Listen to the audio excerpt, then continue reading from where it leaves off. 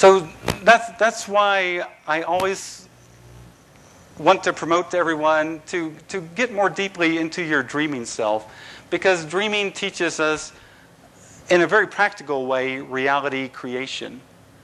When you become conscious, you can experiment with reality creation. You realize that in a lucid dream that you get what you expect. If I expect to fly through a wall, I fly through the wall. If I don't expect, I'll bounce out of the wall. One time I was trying to fly through a wall that I'd just flown through, and I had a moment's doubt as I was getting ready to fly through it. I got stuck halfway into the wall. And I thought, well, this is just silly. But it was very reflective of my mental state at the time. I had a twinge of a doubt, so I got stuck halfway through. But all of a sudden you realize, boy, these expectations are so important. Think of all the various situations you're in. You know, you have all these different types of selves. You're in all these different situations.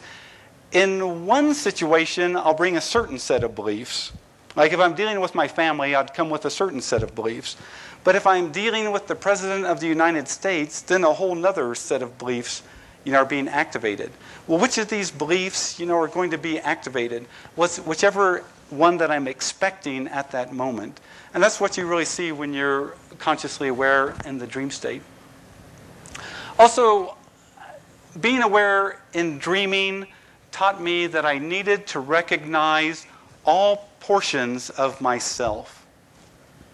And finally, I had to accept all portions of myself, completely, totally, utterly. So over the course of my lucid dreaming experience, I've had probably 1,000 lucid dreams. And I would say in those first 500 lucid dreams that when I was really young and got into this, I got into this when I was a junior in high school, and then when I was off at college, had a lot of free time to do lucid dreaming. I finally got up to having 30 lucid dreams a month at one point. That was my high water mark. But in each of those lucid dreams, I would encounter myself. And I had to accept all the parts of myself. So in a lucid dream, somebody comes and threatens you. When I was a teenager and consciously aware and a threatening figure showed up, I obliterated the threatening figure. I would create a hammer and whack the dream figure. But finally I realized as I matured over time that, whacking dream figures, I'm not learning anything.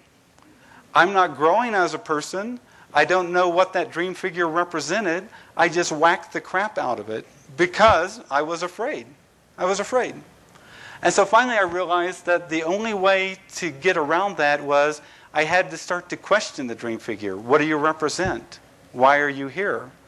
Or I had to accept it. And you realize that you have to accept some things that you really don't want to accept. When you think of Jane Roberts, and I kind of hate to pick on her, but you have this idea of the sinful self. Well, if you meet the sinful self in a lucid dream, you're going to be scared unless you've got your head together to think that is actually a portion of me. If I love it, if I accept it, if I feel compassion towards it, it'll dramatically change. You'll watch in a lucid dream, it'll dramatically change.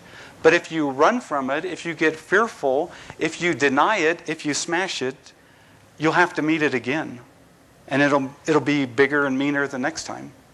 And so you really realize that the only way to succeed in dealing with the self is almost to feel total self-compassion, total self-acceptance, and just total self-love.